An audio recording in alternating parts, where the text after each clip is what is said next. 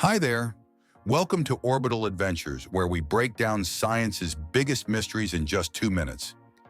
Valentine's Day, flowers, chocolates, and romance. But have you ever wondered what's really happening in your brain when you fall in love? Love isn't just poetry and emotions, it's chemistry, literally. When you see someone you're attracted to, your brain releases a cocktail of chemicals. Dopamine makes you feel pleasure and excitement, like a natural high. Oxytocin, often called the love hormone, strengthens emotional bonds and deepens trust. And serotonin? Well, that's the reason love can feel like an obsession. It actually lowers serotonin levels, just like in cases of obsessive-compulsive disorder. But here's the twist. Love isn't just a feeling, it's a biological survival mechanism. Our ancestors needed strong pair bonds to raise children, ensuring the survival of the species. Evolution shaped love to keep us together, and our brains reward us for forming deep connections.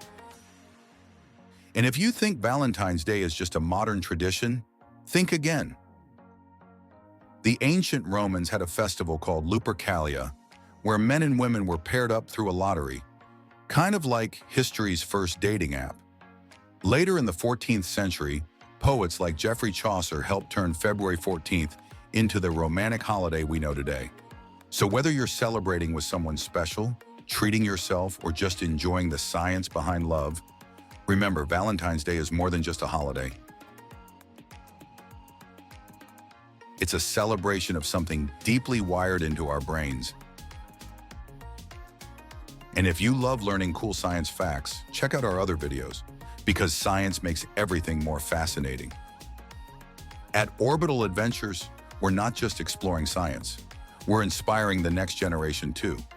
We're encouraging kids to explore the world around them through fun and engaging stories.